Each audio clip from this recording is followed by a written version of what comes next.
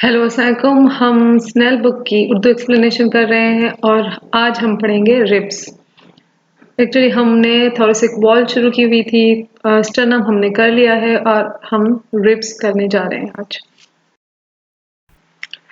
Ribs जो हैं वैसे तो बहुत ही हल्की फुल्की सी होती हैं, बहुत ही लाइट वेटेड होती हैं, लेकिन बहुत लचकदार होती हैं क्योंकि ये छाती का पूरा पिंजरा सा बनाती हैं। तो लंग्स को फूलने और वापस जाने के लिए जगह चाहिए होती है, जो इन रिब्स की लचक ही इनको प्रोवाइड करती है। इनकी हड्डी भी फ्लैट और कर्व्ड यानी चपटी और मुड़ी हुई हड्डियों में कैटेगराइज होती है। ये बॉडी की उन हड्डियों में से एक है जो जोड़ियों में आती हैं। आपके पास 12 पेयर्स हैं और 24 रिब्स।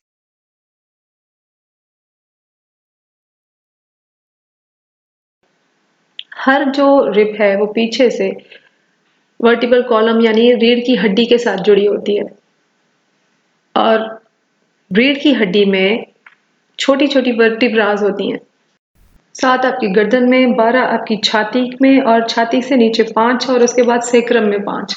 जो छाती की वर्टिब्रास होती हैं T1 से लेके T12 तक, ये हर एक वर्टिब्रा दो रिब को अकोमोडेट करती है। अब आ जाते हैं क्लासिफिकेशन पर कि उनको नाम कैसे दिए गए हैं, यानी रिब्स को नाम कैसे दिए गए हैं। एक तो उनको नाम दिए गए हैं कि वो स्टर्नम से कैसे अटैच हैं और दूसरा उनके एनाटॉमिकल फीचर्स क्या हैं, यानी वो दिखने में कैसी नजर आती हैं।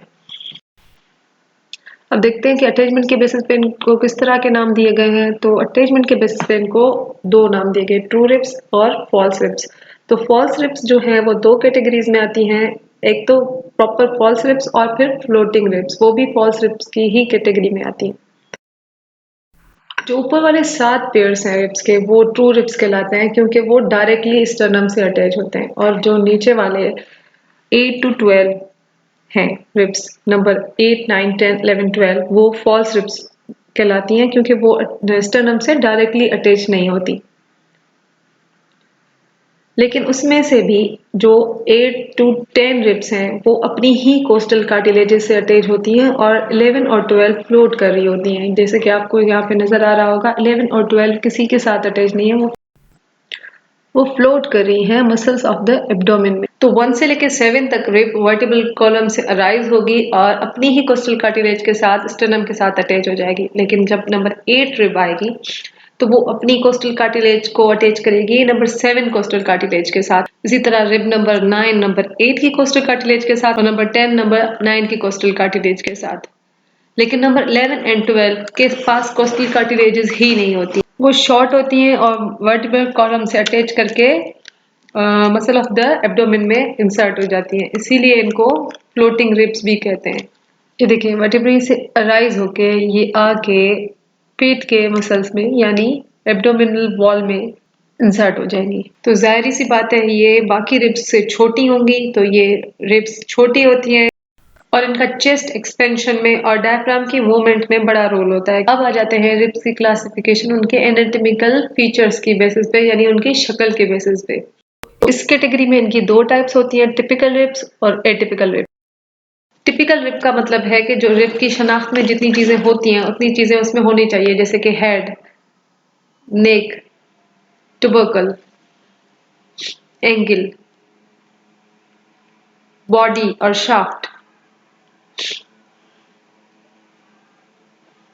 और वो जगह जहां से वो कोस्टल कार्टिलेज के साथ आर्टिकुलेट करती है, यहाँ से वो आर्टिकुलेट करती है कोस्टल कार्टिलेज के साथ, और कोस्टल कार्टिलेज आर्टिकुलेट करेगी स्टर्नम के साथ। इस तस्वीर में आप देख सकते हैं कि एक रिब किस तरह आर्टिकुलेट करती है एक वर्टिब्री के साथ। जहाँ पे रिब का हेड, ये वाला हेड जिसमें दो फॉसेट्स हैं, एक फॉसेट उसी रिब में लगेगा, जैसे T2 है, रिब 2 है तो वो T2 के साथ आके लगेगा, और जो दूसरा फॉसेट है वो लगेगा जो उससे ऊपर है, जैसे T1, T2 में रिब 2 आके T2 में लगी और उसका जो ऊपर वाला फॉसेट है वो ऊपर वाली वर्टिब्रा यानी T1 के साथ लगेगा। यहाँ पे आप अच्छी तरह से समझ सकते हैं इस कॉन्सेप्ट को। ठीक हो गया। अब ये जो टुबरकल है, इसको एक फॉसेट है, ये देखें ये फॉसेट है एक इसका। ये फॉसेट जो है वो ट्रांसफर प्रोसेस में लगेगा, वर्टिब्रा का एक ट्रांसफर प्रोसेस होता है और उसके साथ ये टुबरकल का फॉसेट जाके आर्टिकुलेट कर जाएगा। ओके, और ये है रिब की नेक। इसका सिर्फ एक ही काम है कि रिब के हेड को रिब की बॉडी के साथ कनेक्ट करना। ये रिब की एंगल है और ये कोस्टल कार्टिलेज है। ये हो गया जी आपका स्टर्नम।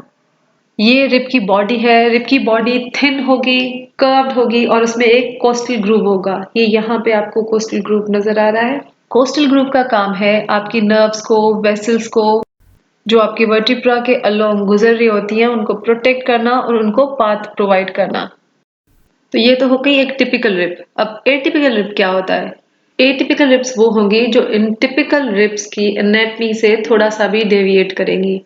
अब जैसे कि रिब नंबर 1, 2, 10, 11 और 12 को एटिपिकल रिब्स कहते हैं। रिब नंबर 1 जो है वो शॉर्ट होती है, ज्यादा स्ट्रॉन्ग होती है और ज्यादा कर्व्ड होती है।